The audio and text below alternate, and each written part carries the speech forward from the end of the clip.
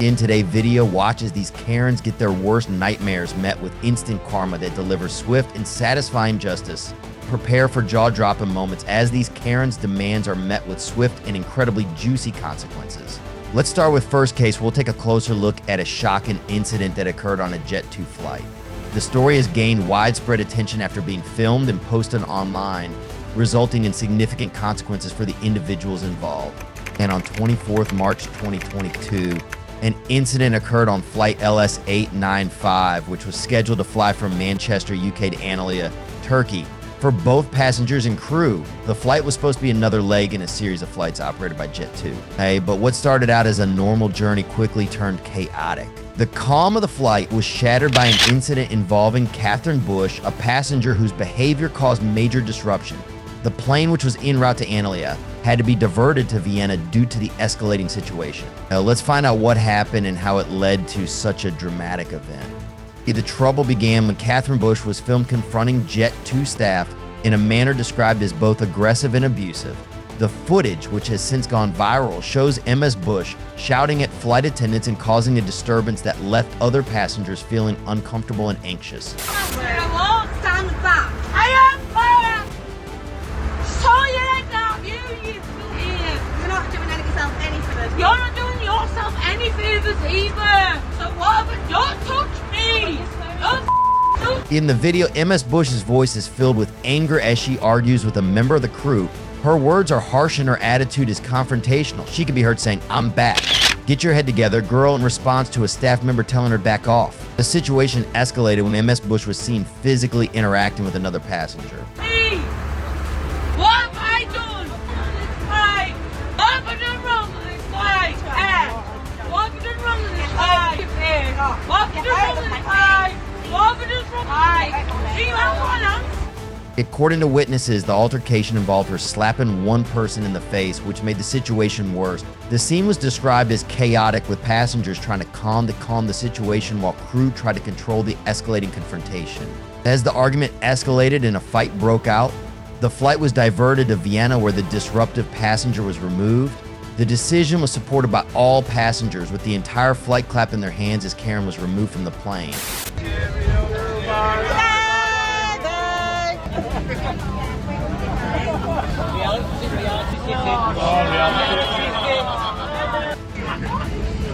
She's there with him, they've not cuffed her though.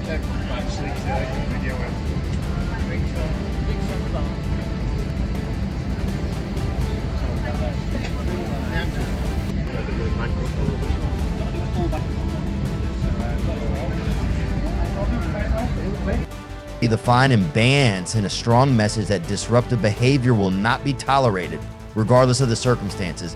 Jet2's swift action reflects their commitment to maintaining the standards of behavior expected of their passengers. But in the UK, the rules governing disruptive behavior on board aircraft are primarily set out in Chapter 4 of the Civil Aviation Act 1982. In particular, Section 92 of this act deals with offenses and penalties for disruptive behavior on board an aircraft. Any disruptive, threatening, or violent behavior on board an aircraft is an offense and can be severely punished. This includes endangering the safety of the flight and disturbing the peace of other passengers. Karen's disruptive behavior on board the aircraft has resulted in her being punished accordingly, with her being banned from flying on Jet2 for life and facing a fine of PS 5,000. In this second case study, we'll dive into a strange and remarkable incident that occurred at a Walgreens store. What started as a simple dispute over a $2 refund turned into a situation involving law enforcement, showing how small issues can sometimes lead to misunderstandings and significant escalations. When on August 23, 2021, a police officer responded to a Walgreens, Florida, incident that needed to be resolved. Police involvement in a retail dispute is rare, especially when it involves a small amount of money. But in this case, the customer feeling offended and possibly frustrated by the store's policy or the attitude of the employee decided to take the matter to law enforcement. At the heart of the confrontation, the customer, often referred to in the media as Karen, was reportedly upset about not receiving a $2 refund. She began recording the interaction, which quickly became heated. The employee, trying to gain control of the situation, found herself increasingly on edge. The arrival of the police marked a pivotal moment. The officers responding to the call were faced with a situation that was not a criminal matter. Instead, They were faced with a dispute that should have been resolved through customer service channels, not through the involvement of law enforcement. Going back to what I just said, it's a public place. So,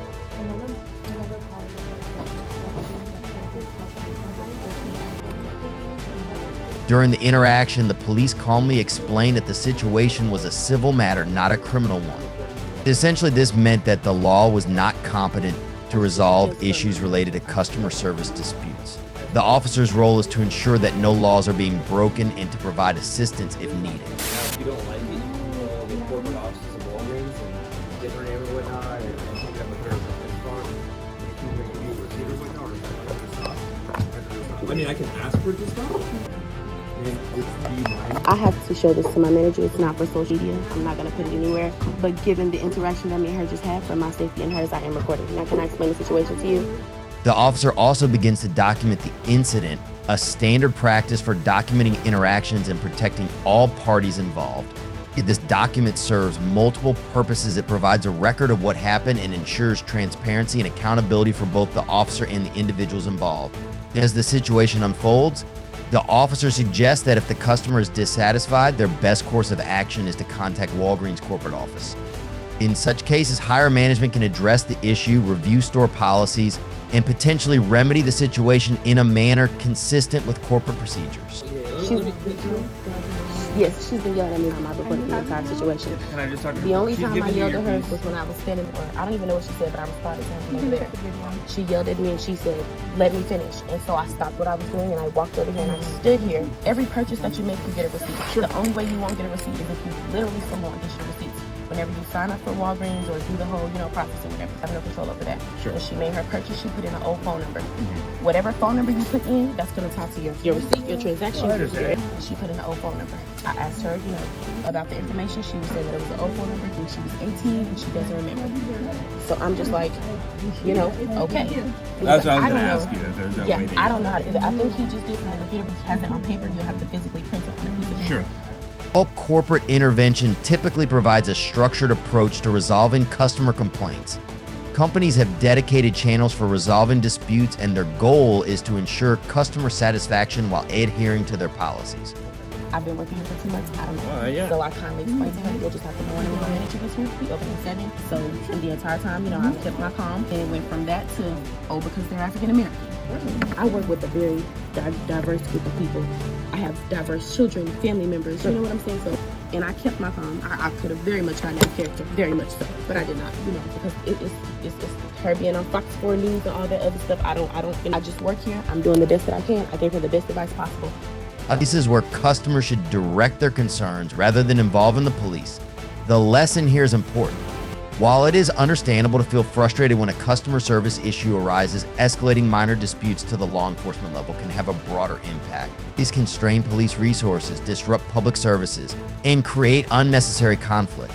According to Florida Statutes Chapter 877.03, disorderly conduct includes acts that cause a disturbance, or inconvenience to others in a public space. Instead of resolving the situation calmly and quickly, Karen engaged in a series of actions that caused a disturbance in the store, forcing the police to arrive to resolve the incident.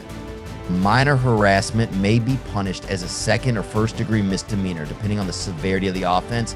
Penalties may include a jail term of up to 60 days to 1 year and/or a fine of $500 to $1,000. All right, this case was wild, but still not the worst one. Just wait until you see this next one.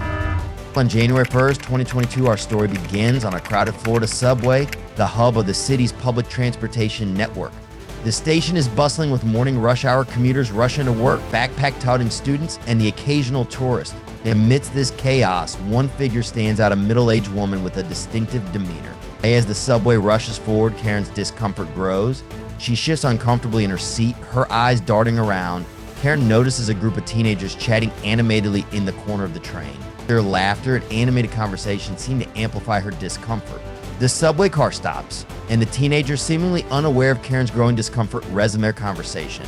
This is my place. Sit down. You are a shit. You are a shit. Get the fuck away from me. Karen, now clearly agitated, stands up and walks toward them. At this point, the argument had reached its peak. Karen kept swearing at the group of young men.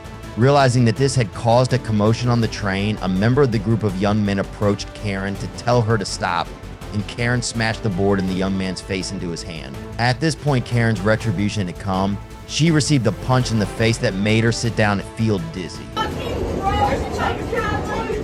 garbage! You're garbage!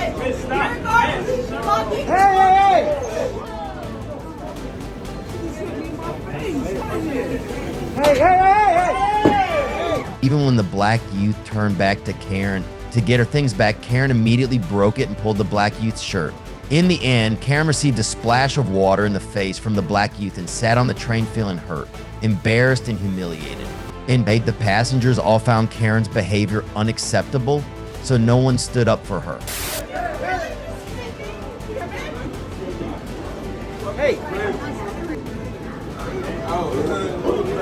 Hey, stop! Stop! Yo, man, Jesus Christ!